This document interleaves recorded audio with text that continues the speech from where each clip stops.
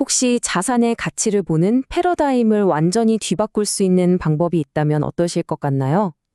오늘 다룰 내용은 금융시장, 특히 비트코인을 물리학의 눈으로 바라보는 건데요. 이걸 듣고 나면 우리가 위험이라고만 생각했던 것들이 전혀 다르게 보이기 시작할 거예요. 자, 그럼 바로 시작해 볼까요? 어떤가요, 이 문장? 머리를 한 대 쿵 하고 맞은 것 같지 않나요? 아니, 보통은 안정적인 게 부로 이어준다고 생각하잖아요, 그쵸? 그런데 이 관점은 완전 정반대를 이야기하고 있어요. 진짜 부는 난류, 바로 그 혼돈 속에서 태어난다는 거죠. 그렇다면 여기서 말하는 난류가 대체 뭘까요? 아주 간단해요. 금융시장에서 흔히 말하는 변동성 있죠? 바로 그겁니다. 자산 가격이 막 정신없이 위아래로 널뛰는 그 예측 불가능한 움직임, 그걸 말하는 거예요. 자, 그럼 첫 번째 파트입니다. 이 놀라운 역설.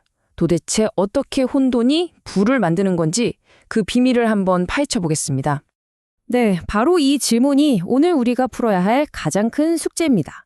아니, 상식적으로 모두가 피하고 싶어하는 이 혼돈과 변동성이 어떻게 부를 만들어내는 엔진이 될 수 있을까요? 지금부터 그 답을 한번 찾아보죠. 그럼 그 메커니즘이 대체 뭘까요? 힌트는 바로 비선형적 도약이라는 개념에 숨어 있습니다. 이게 핵심인데요. 부자 되는 길이 무슨 계단 오르듯 차곡차곡 쌓이는 게 아니라는 거예요.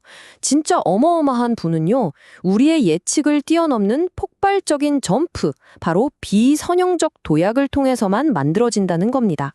이게 그냥 뭐 그럴듯한 이론이 아니에요. 여기 이름들 좀 보세요. 아마존, 엔비디아, 비트코인. 이들의 공통점이 뭔지 아세요? 자산 가치가 거의 뭐 휴지 조각이 될 뻔한 끔찍한 폭락을 전부 겪었다는 겁니다. 하지만 바로 그 극심한 고통 뒤에 상상조차 할 수 없었던 비선형적인 도약이 있었죠. 이게 바로 변동성의 진짜 얼굴인 겁니다.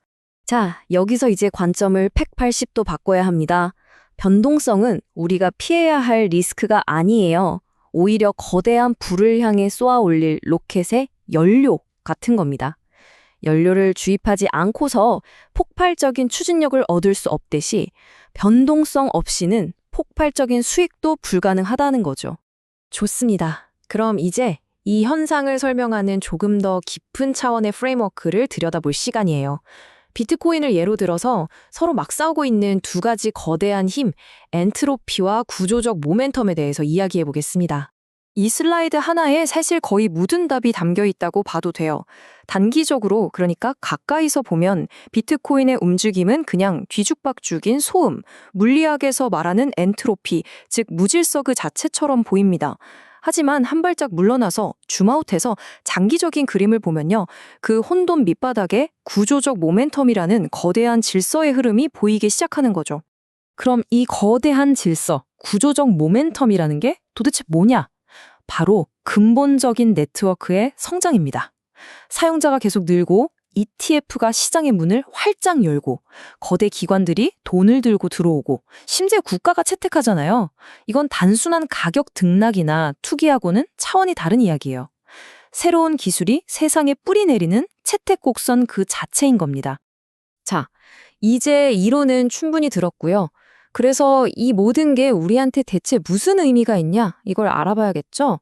우리의 관점을 어떻게 바꿔야 하는지 가장 실질적인 부분으로 한번 넘어가 보겠습니다. 제가 좀 불편한 질문 하나 드려볼게요. 만약에 여러분이 투자한 자산이 마이너스 70%를 기록하고 있다면 여러분 눈에는 거기서 무엇이 보일까요? 공포인가요? 아니면 혹시 다른 무언가인가요? 진짜 똑같은 상황인데 어떤 렌즈를 끼느냐에 따라서 세상이 완전히 다르게 보입니다. 왼쪽의 전통적인 렌즈로는 공포와 손실, 감당할 수 없는 리스크만 보이죠. 하지만 오른쪽, 오늘 우리가 이야기 나눈 새로운 렌즈로 보면 어떨까요? 이건 이 시스템이 얼마나 튼튼한지 증명하는 일종의 스트레스 테스트고요. 똑똑한 사람들을 위한 박앤세일이고 무엇보다도 비대칭적인 기회가 되는 겁니다. 방금 제가 말한 비대칭적인 기회를 금융 용어로는 볼록성이라고 부릅니다. 볼록성이라는 말이 좀 어렵죠. 아주 쉽게 말하면요. 아래로 잃을 건 제한되어 있는데 위로는 벌 수 있는 게 거의 무한대에 가깝게 열려 있는 그런 구조를 뜻해요. 월가의 거대 기관들이 왜 포트폴리오의 아주 작은 일부를 비트코인에 할당하는지 아세요? 바로 이것 때문입니다. 실패해도 타격은 적고 성공하면 게임의 판도를 바꿀 수 있으니까요. 자, 이제 이 모든 조각들을 하나로 쫙 모아서 가장 중요한 마지막 결론에 도달해 보겠습니다. 이게 바로 오늘 이야기의 모든 걸 관통하는 최종적인 통찰입니다. 우리는 이미 완성된 자산의 가격을 매기고 있는 게 아니에요. 우리는 혼돈에서 질서로, 미완성에서 완성으로 나아가는 살아있는 시스템의 진화 과정을 바로 눈앞에서 목격하고 있는 겁니다. 하지만 여기서 정말 중요한 단서 조항이 하나 붙습니다. 이 모든 이야기가 성립하려면요, 단 하나의 가정이 절대로 무너지면 안 돼요. 바로 장기적인 네트워크 채택이 계속된다는 믿음이죠.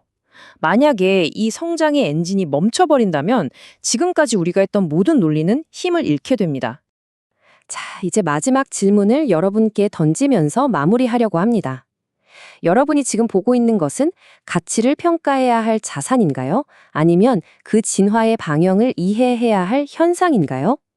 완성된 그림을 살 것인지 아니면 위대한 그림이 그려지는 과정을 함께 할 것인지 그 선택은 이제 여러분의 몫입니다.